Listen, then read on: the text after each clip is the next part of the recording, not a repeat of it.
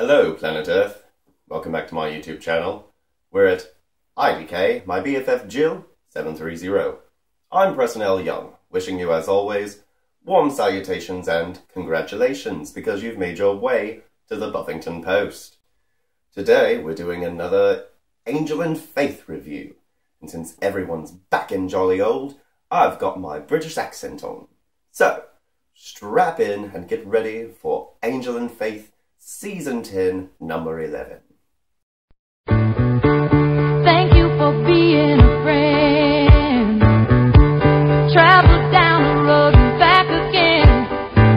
Your heart is true. You're a pal and a confidant. And if you threw a party, you invited everyone you knew, you would see the biggest gift would be from me, and the card attached would say, thank you for being a friend.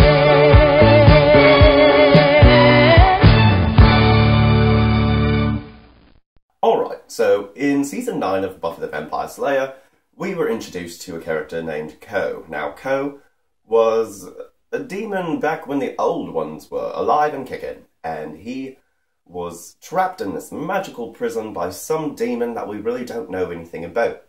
So, he was released from this prison after Buffy had destroyed the Seed of Wonder, and the magic around his prison actually collapsed. So, he owes his debt of gratitude to Buffy, and he's also trying to, find his imprisoners. And eventually some stuff happens, and Buffy and he are kind of on the outs, because he kind of ruined her Wolfram and Hart deep scan mission, almost, and anyway, he joins up with D'Hoffryn and Illyria and their whole magical council to fight on their side, because Illyria claims that she will help him to find his captors.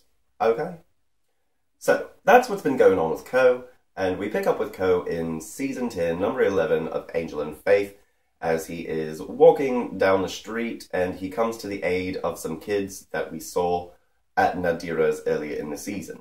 Now, there's one girl with the tentacle hair, and this other guy who's not been transformed by the magics of Magic Town are walking down the street. These thugs come up and try and, pickpocket them. Well, they don't want that, and Ko comes along and kicks their asses, and basically he's like, I'm looking for somebody, and they're like, oh, we want to go and see Nadira, because Nadira knows everybody, and if you're looking for something, she's got a whole magic hat of her that's going to help you find whatever you're looking for. So he goes off to find Nadira.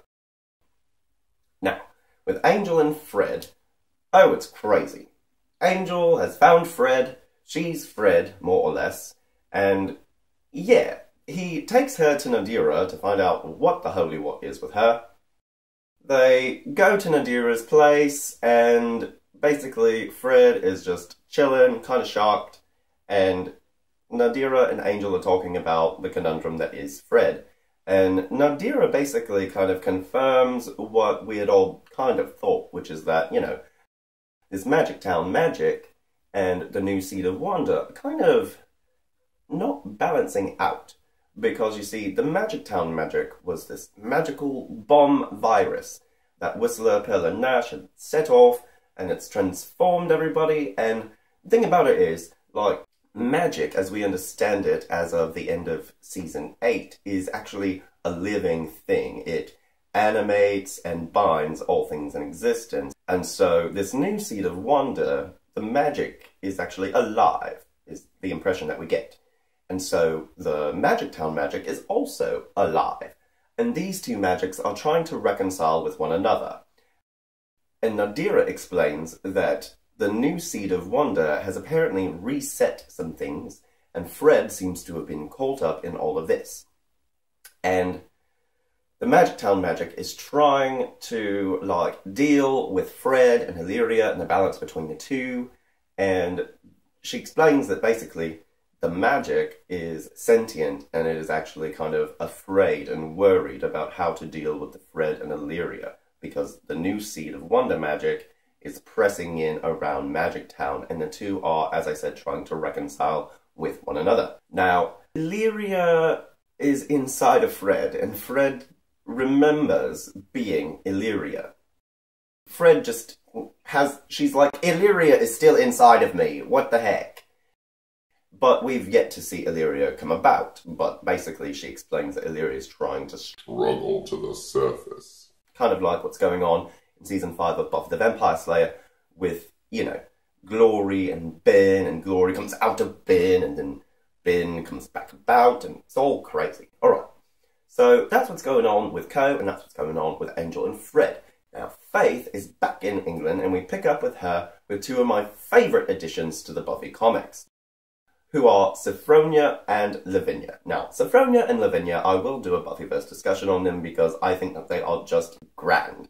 They are so funny. They are Giles's immortal great aunts. They look like 21, but they've got to be upwards of 100 because they are his grandmother's sisters.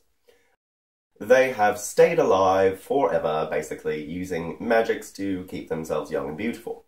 And so we pick up with Faith, and she is waking up to Sophronia and Lavinia, telling her that she needs to get up and get dressed because she's got to go to her first day at her new job working for Zane Pharmaceuticals. So, whatever, apparently Faith came in to London late, and she ended up having to crash with Sophronia and Lavinia, even though technically she owns the house that they're staying in because Giles had left it to her.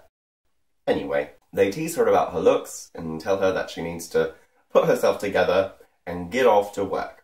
We pick up with Faith at Rhys Zane's new Zane Pharmaceuticals place in Magic Town. Now, the reason that she's come to Magic Town is, of course, because half the people there have been, like, infected by this crazy magic virus bomb.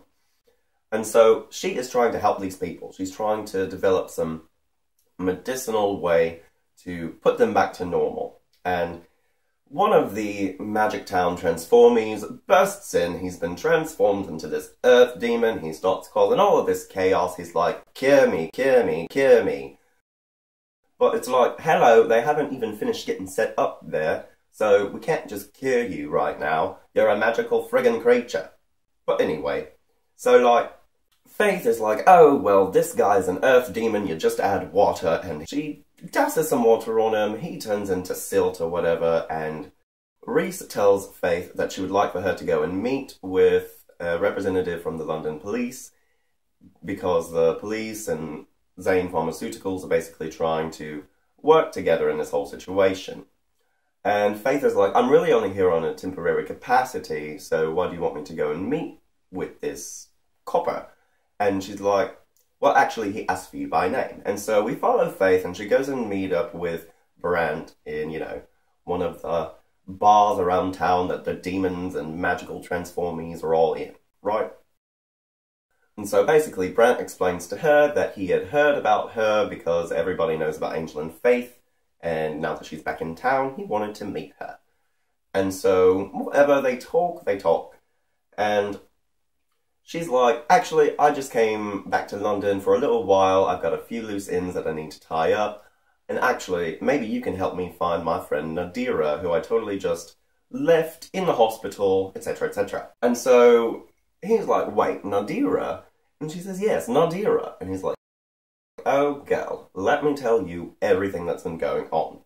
So, basically, Faith goes to see Nadira. She sees that she's all half magical, that her burns and things turned into this crazy green glowing shit.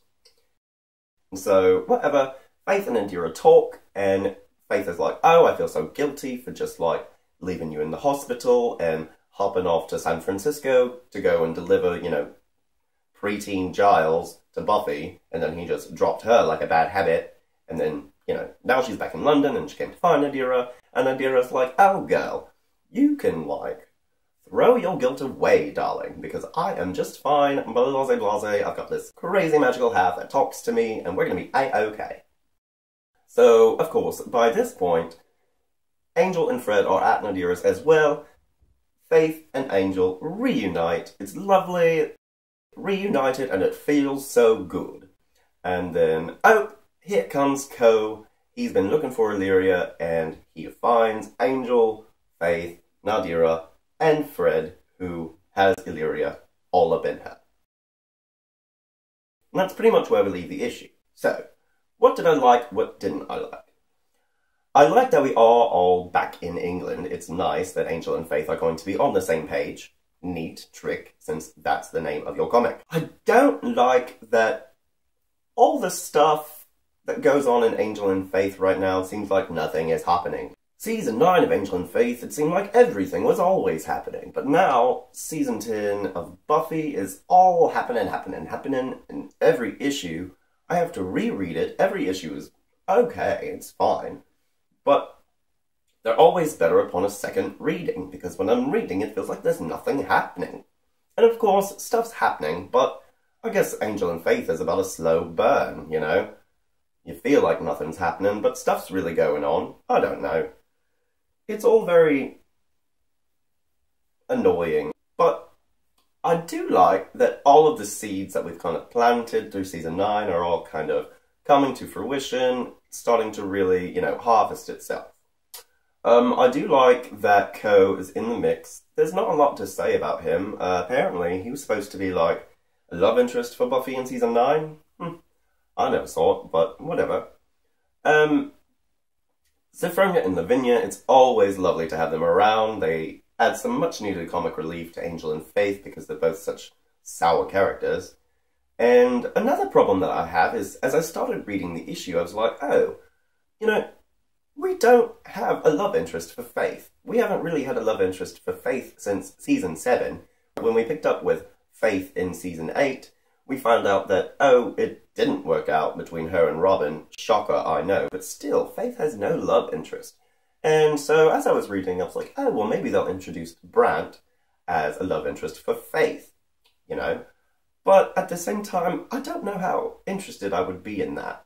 As I said, I found out that Ko was introduced as a possible love interest for Buffy, but never really went anywhere.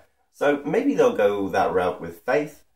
I don't know. I feel like Faith is the one character who doesn't really get to have any kind of love, which sucks for her. But apart from that, I don't have a lot to say about this issue. It was neat. I like that they kind of started to delve into the idea that the new Seed of Wonder that Willow planted and the Magic Town magic are kind of trying to reconcile with one another, especially with all the new rules we're working on over in Season 10 of Buffy right now. I really like the idea that not only is Angel and Faith its own comic, but they also had this whole other magic to deal with. It's like they've got their own problems in, many, many respects. So, I hope my English accent didn't deter you for too much. We will be back with more Buffyverse discussions very soon. As I said, I want to do Sophronia and Lavinia, and I've been thinking about some other stuff I want to do, and I am going to get to those new playlists with the continuity issues and the theories that are crackpot. So, I hope you're having a lovely 2015 so far. You can find me right here at the Buffy-ngton Post anytime. I've got Buffyverse discussions, I've got Buffy the Vampire Slayer reviews, I've got Angel and Faith reviews as such. So, have a great day, like, comment, share, subscribe, and question, as always, and we'll see you next time. Cheerio, darling, cheerio.